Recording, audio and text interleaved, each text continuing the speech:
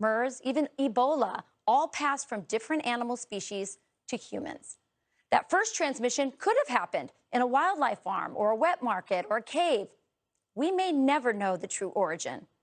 The WHO's study makes no claims that it's any closer to finding COVID-19's patient zero.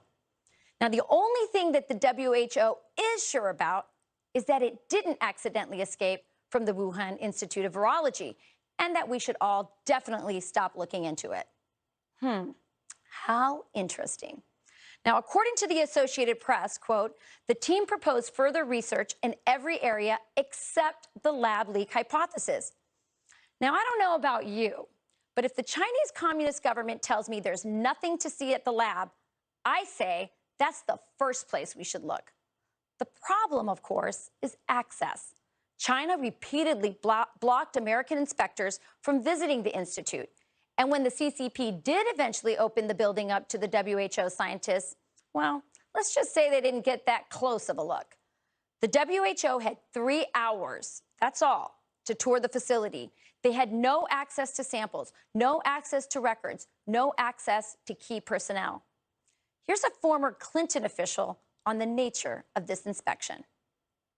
I wouldn't really call what's happened now an investigation. It's essentially a highly chaperoned, highly curated study tour. Study tour? Study tour. Everybody around the world is imagining this is some kind of full investigation. It's not. This group of experts only saw what the Chinese government wanted them to see. Imagine if we had asked the Soviet Union to do a co-investigation of Chernobyl. It doesn't really make sense. You cannot take anything the Chinese Communist Party says at face value, whether it's the treatment of the Uyghurs, their brutal crackdowns in Hong Kong, or the origins of COVID-19. China has proven time and time again that it just cannot be trusted. Most logical people understand that, but for some reason, members of the scientific community do not. Dr. Peter Daszak has worked closely with the Wuhan Institute of Virology for years, and he was called on to help in the investigation. I'm on the WHO team for a reason, and if you're going to work in China on coronaviruses and try and understand their origins, you should involve the people who know the most about that. And for better or for worse, I do. We met with them, we said, do you audit the lab? And they said, annually. Did you audit it after the outbreak? Yes. Was anything found? No. Do you test your staff? Yes. But you're just taking their word for it. Well, what else can we do? What else can we do? Well, I don't know. Maybe demand transparency, demand that U.S. scientists gain access to their facility, talk to their scientists without their communist government minders. Until that happens, no study coming from China can be trusted. The problem is that China has a partner to help launder its lies. It's called the World Health Organization, an organization that the U.S. sends millions of dollars to every day. Remember this tweet from January 2020? Preliminary investigations conducted by the Chinese authorities have found no clear evidence of human-to-human transmission of the novel coronavirus identified in Wuhan. You see, they just took China's word for it, amplified their lies, and then look what happened. Here's why we need transparency from China and the WHO when it comes to the origins of coronavirus. The Wuhan Institute of Virology is one of the leading laboratories in the world for the study of zoonotic viruses. It's a level 4 facility that has spent decades studying how viruses jump from animals to humans. Now, we know that the Institute studied how to make bat coronaviruses more infectious and more powerful. We know that the lab had notoriously lax safety standards. And we also know that American taxpayer money went towards that study from 2011 to 2014, when President Obama pulled the funding over concerns that it was just too risky. The U.S. State Department also reported that lab staffers got sick with COVID symptoms early in the fall of 2019, before much of the Chinese public. It's all very convenient, isn't it? We would have to ask the question, well, why in Wuhan? To quote Humphrey Bogart, of all the gin joints in all the towns in all the world, why Wuhan? Despite all of those coincidences, the media took China's talking points hook, line, and sinker. Not only did they refuse to dig into the possibility that COVID sprung from the lab, they actually laughed off anyone who suggested that it might have. Senator Tom Cotton has raised the idea that the coronavirus originated in a Chinese government lab. Is this credible or a full-on conspiracy? But it's very harmful, it's very dangerous to stir up suspicion, rumors, and spread them among the people. How can we believe all these crazy things? The Washington Post and the New York Times mocked Tom Cotton for pushing a fringe conspiracy in February of 2020. Now, I wonder, in light of everything we now know, if they still feel like laughing.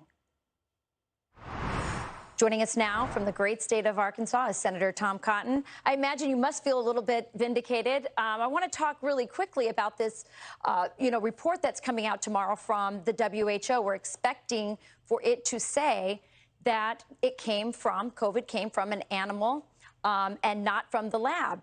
But we know that the investigators were not given full access and that they weren't even allowed to speak to the scientists without communist government minders with them. So is this report just a big joke? Hey, Rachel, thanks for having me on. Yeah, the report is a joke. I mean, these so-called investigators did not have access to scientists. They did not have access to evidence. They basically went to Wuhan and were put in a conference room and given some coffee and donuts and a few PowerPoint slides. Chinese communists told them nothing to see here, so they walked away and said, nope, there's nothing to see here. But as even some of these liberal media outlets like the New York Times and Washington Post have acknowledged after calling me a conspiracy theorist a year ago, there are real serious questions about the origins of this virus. Now, to be precise, last year, I didn't say that the Chinese communists had created this virus or invented it. I said that they have a long and documented history of sloppy laboratory practices. Our diplomats went to this lab in 2018 and expressed their concerns in cables back to Washington, D.C. I still believe that all of the best evidence that we have, circumstantial to be sure, but still the best evidence, suggests that this virus originated from an accidental breach in those Wuhan labs.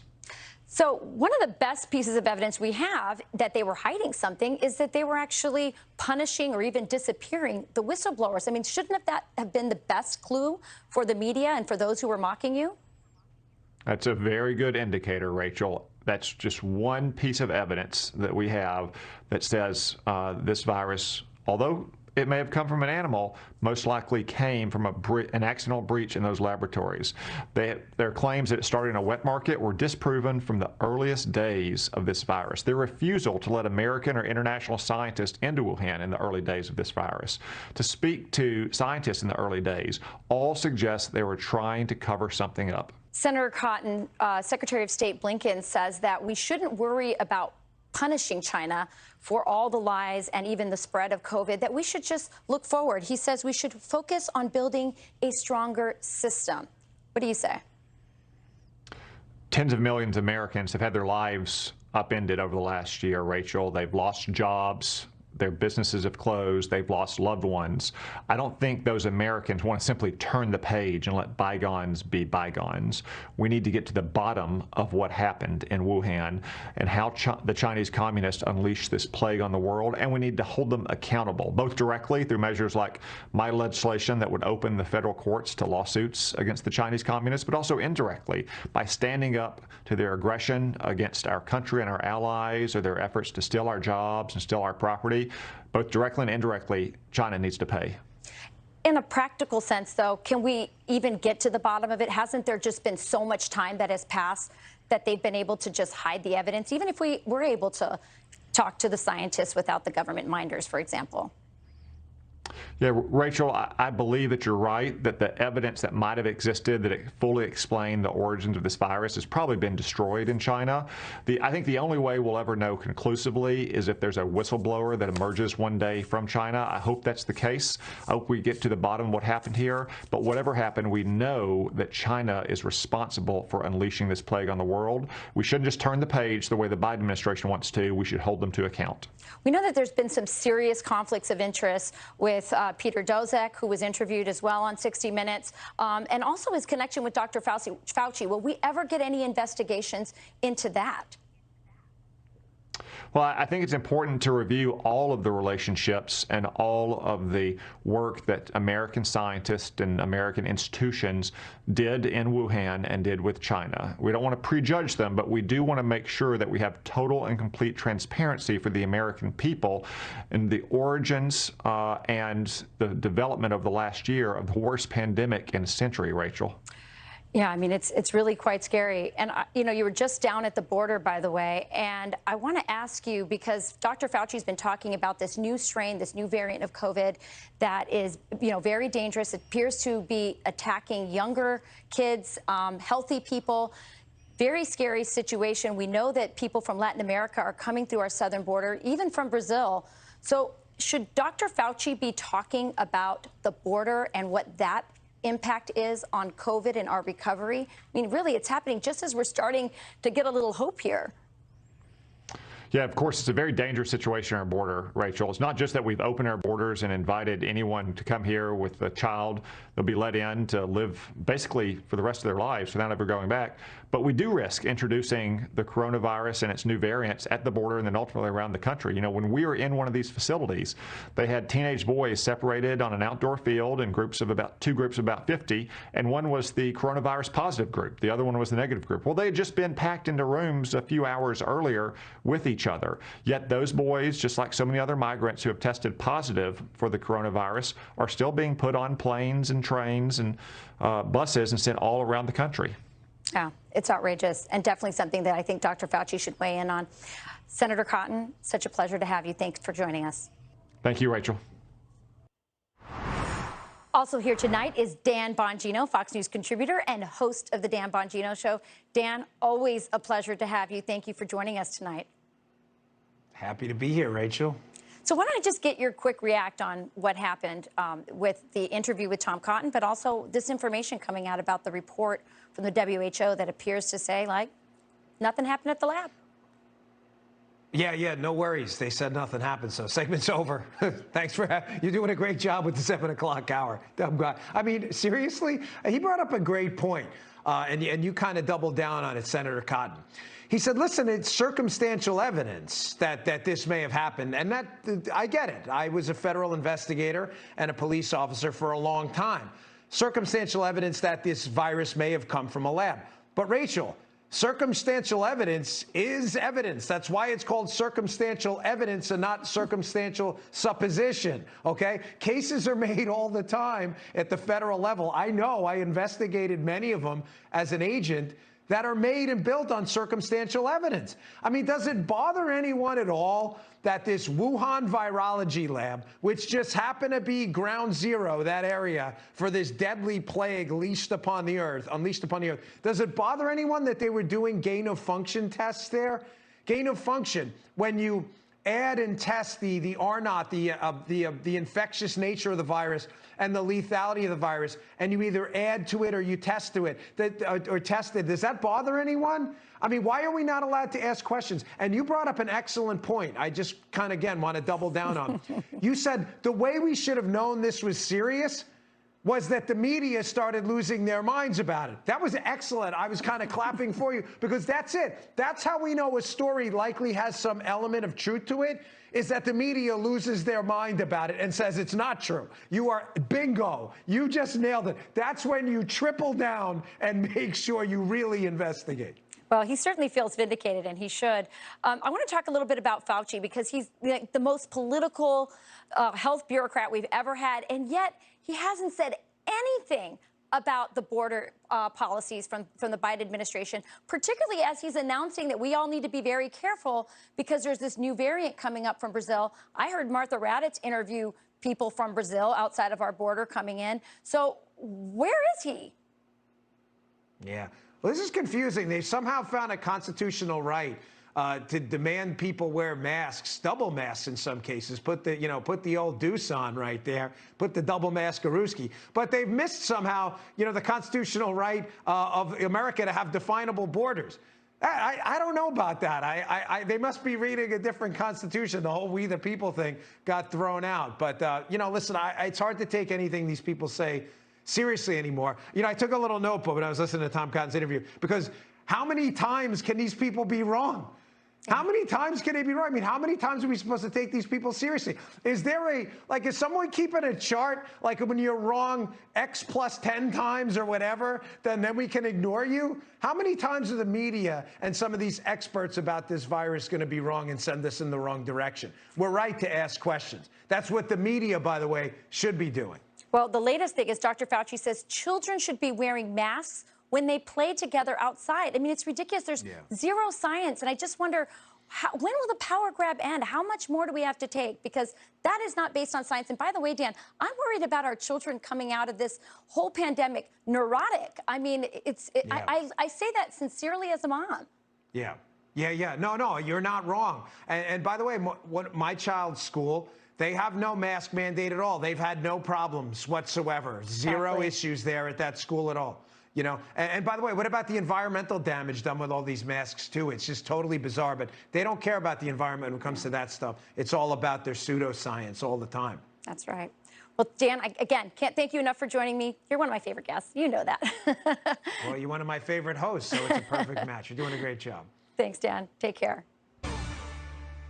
Today marks the first day in the murder trial of former Minneapolis police officer Derek Chauvin, all who pleaded, by the way, not guilty to second-degree murder, third-degree murder, and second-degree murder and manslaughter, more than 10 months after the death of George Floyd. Breaking news correspondent Trace Gallagher has been following it all day.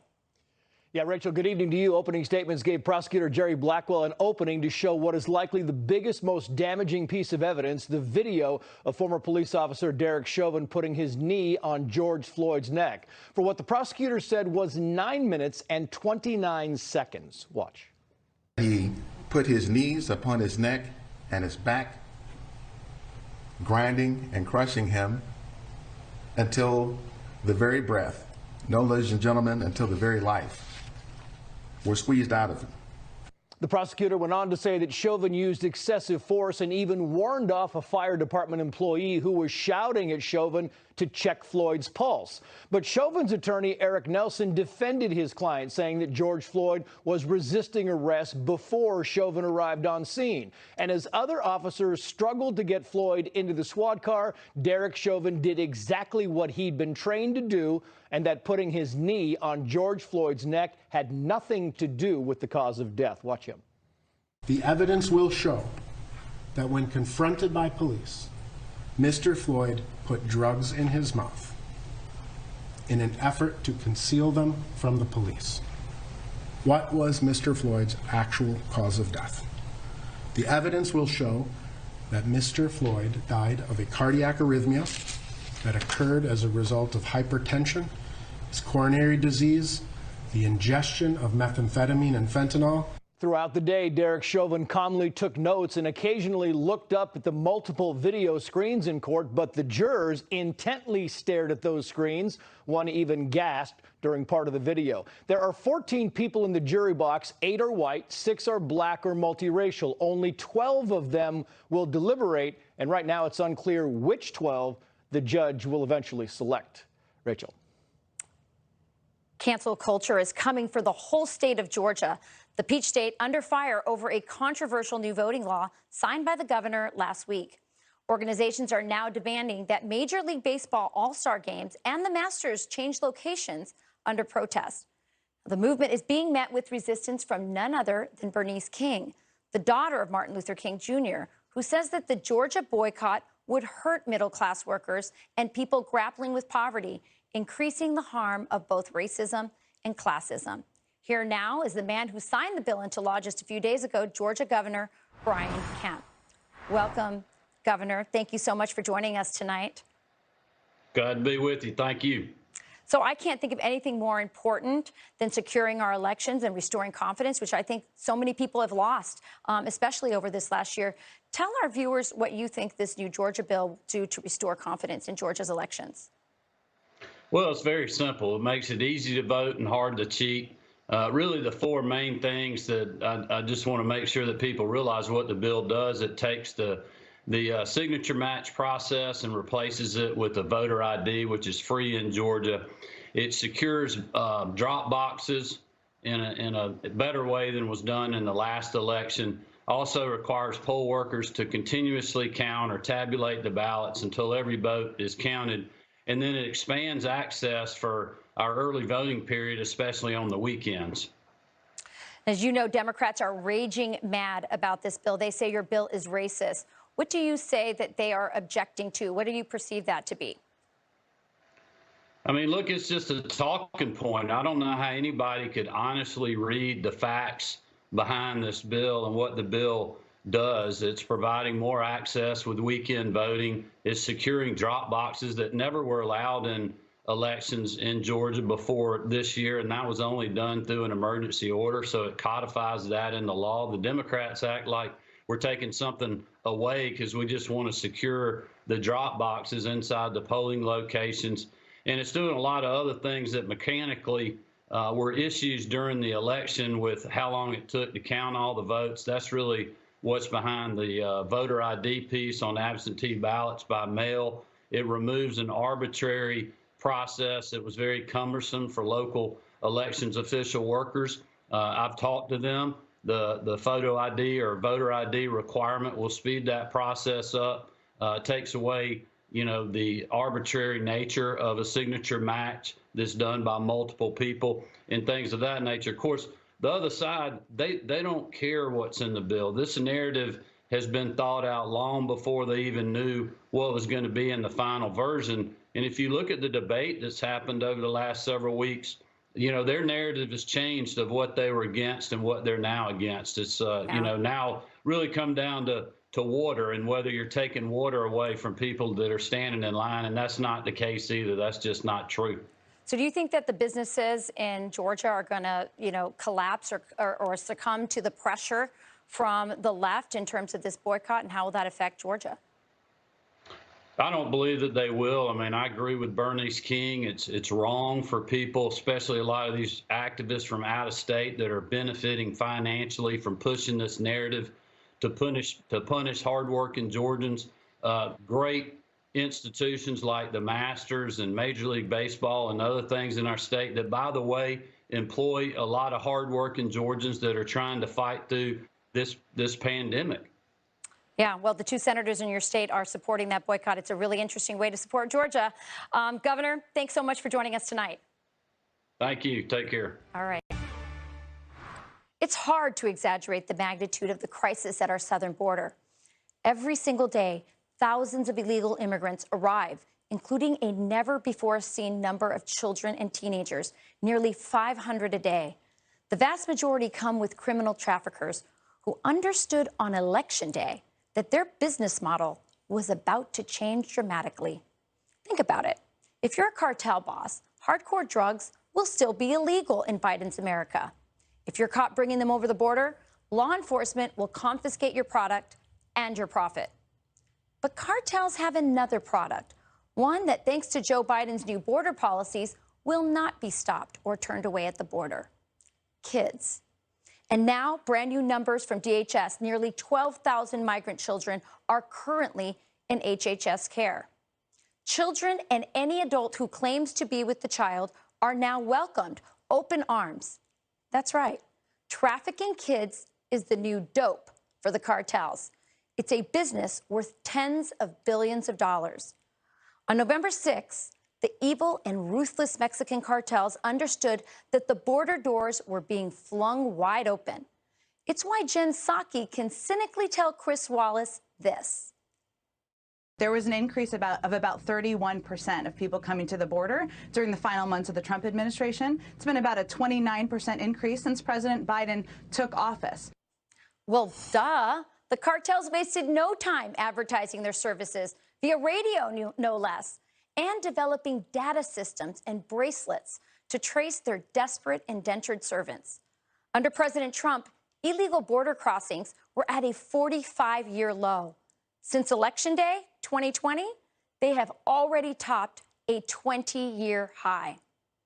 On day one of the Biden administration, the construction of our border walls came to a screeching halt, putting thousands of American workers out of business. At the same time, Biden created new jobs for the cartels, who now control our southern border. Also on day one, through executive order, Biden ended the stay in Mexico policy, perhaps hands down the most effective policy deterrent for anyone considering the long, dangerous, and expensive journey to our border. Who would bother coming if they were going to be held up in Mexico and eventually turned away for not meeting our immigration requirements? Joe Biden and Alejandro Mayorkas knew that changing this bilateral agreement would return us to the good old catch and release days of the Obama-Biden years. Now, to hide the magnitude of this problem, they are dumping busloads of illegal immigrants into American towns with no warnings, no testing, no criminal background checks, and no knowledge of who these people are. Here's the mayor of Gila Bend, Arizona, confused as to why his little town was even chosen as a drop-off location. I literally had to declare a state of emergency. This is beyond what we are capable of doing as a community of about 2,000 people. We just simply can't do it. How many other places is our federal government dropping off illegal foreigners? I have to tell you, nothing makes me angrier than the Biden administration wrapping this all up in compassion. I guess I should be flattered. People are coming because I'm the nice guy. That's the reason why it's happening. That I'm a decent man, or however it's phrased. That, that's why they're coming, because no, Biden's a good guy. No, Biden is not a good guy. He is a stone-cold political operator. What we are witnessing at our border is not humanitarianism. It is a large-scale voter drive endorsed by Wall Street and big business who profit off of cheap immigrant labor. And if little girls and boys get raped, abused, sold into indentured servitude, or even spread new and deadlier variants of COVID to American children, it doesn't seem to matter to Joe Biden and Kamala Harris. For progressives, the ends always justify the means. Pete Hegseth joins me now to respond. He's an Army veteran and co-host of Fox and Friends Weekend. Pete, welcome to the show. Thank you, Rachel. So I said this in my opening, and I say it again. It just really steams me when they say that it's humanitarianism. Well, Rachel, so well said the way you laid it out. Of course it's humanitarian because they tell us, and the media reinforces that they care they care more. Therefore, the result doesn't matter as much. Don't judge them by the result. Just judge them by the fact that everyone tells us they care so much more. What I see are more kids in the same cages built by Democrats, Obama, now used by Democrats ultimately, and very, very cynically, as you pointed out. So the more Border Patrol agents you need, nowadays it's 2/3 of Border Patrol agents are in the business of processing unaccompanied minors. 2/3, that's the data right now, are processing unaccompanied minors. So they're the end state of the cartels, as you pointed out so beautifully. The other 1/3 are left to deal with the other part of the business, which are criminals, illegals still trying to sneak across the border, drugs still being trafficked across the border. So our Border Patrol agents are spread completely thin. But don't worry, Kamala Harris is on the case. Right. I think the best thing she could do, Rachel, is go to the Northern Triangle countries, and she should talk about how systemically racist America is, and then maybe no one will want to come here anymore. That might be the most effective thing that she could do down there, because the thing she's more concerned about, Rachel, I don't know if you saw this on CNN, they did an article about the fact that the Naval Observatory, where the vice president normally lives, it's not ready yet. It's undergoing renovations. Kamala Harris has spent time visiting her not ready renovated house because she's so frustrated she can't live there. She's living out of suitcases at the Blair House next to the White House. That will not do. But she can't find time. Remember, she's reminding us she's not in charge of immigration policy. She won't go to the border. She just does the diplomatic side of things. She wants nothing to do with this, and it all comes down to what you laid out at the end. Maybe they don't want a solution in the first place. Maybe they want Dreamers 3.0, Dreamers 3.0. They see future voters, and that's the scary reality of this, which you know. Yeah, well, Senator Kennedy said it's easy peasy. Just go back to the policies in December and we could solve this problem. Pete, again, Thank you so much for joining us tonight. Thank you, Rachel. You got it. Coming up, how taxpayers are shelling out big money to house illegal immigrants as we see a surge in homeless U.S. citizens. How can we spend that money better on needy Americans? Dr. Ben Carson joins me next. Cities across America are now seeing a growing homeless problem. From military veterans to children, more and more people are on the streets. Meantime, the U.S. is letting unaccompanied migrant children cross the border and live temporarily at Texas military bases. And now the Biden administration has reportedly awarded an $86 million contract for hotel rooms to house migrant family members. Joining me now, former HUD Secretary and American Cornerstone Institute founder, Dr. Ben Carson. Dr. Carson, welcome to the show. Thanks for joining us today. Thank you, Rachel. It's nice to be with you. Thank you. Well, you know, we know that there's a homeless problem. I'm here in New York. We see it everywhere.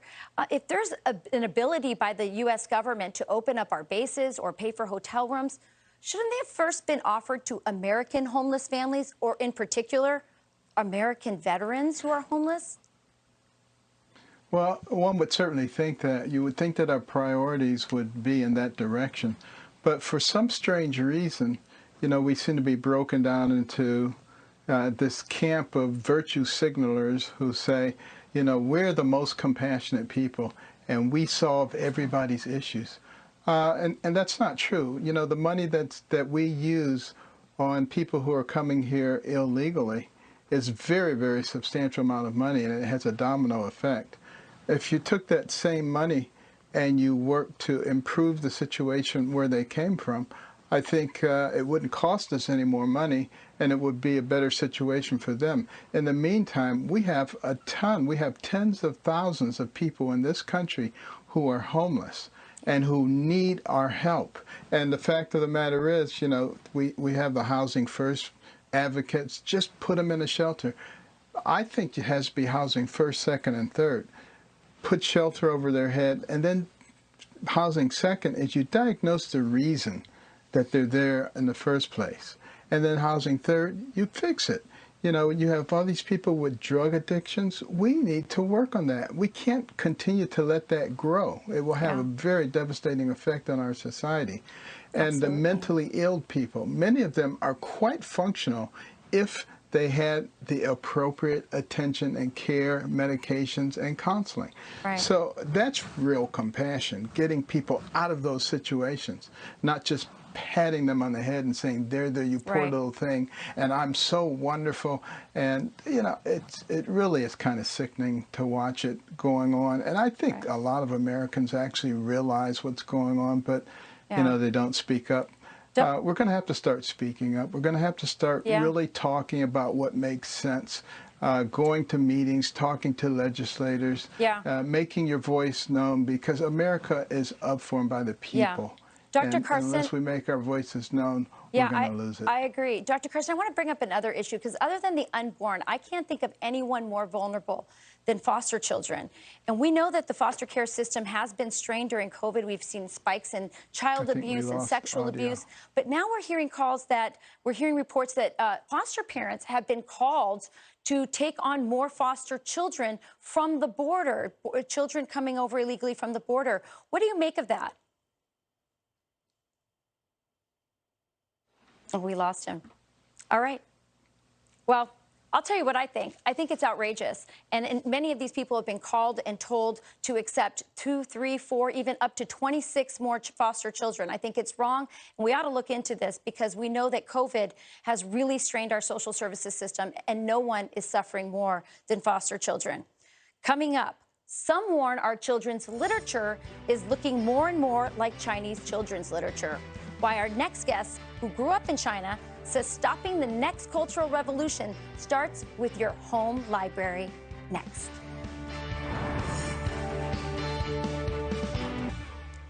I love children's books. I'm a children's author, but I'm a children's book author. I taught children's literature as a teacher when I was a teaching assistant in graduate school. And most importantly, I'm a mom of 9 who loves to read to her kids. All of this has shown me how children's books can be inspiring. They can teach lifelong lessons. And let's face it, they're just plain fun. So hearing how children's literature is changing by the day is alarming to me. There's even a new book titled Woke Baby. When Dr. Seuss' books started to be canceled, I read a really interesting article about the slippery slope we're headed down. My next guest, Helen Rowley, says tyranny begins with book burnings. She escaped communist China in the 1990s to study in the United States, seeking freedom and the American dream. She often writes about her family's experience living under communism and warns about their ideas seeping into the U.S. She says, quote, in a totalitarian regime, children's books aren't meant to bring any joy or inspire a healthy imagination. Instead, their sole purpose is to instill the correct political ideology in young minds so we would be prepared to become devoted soldiers of communism.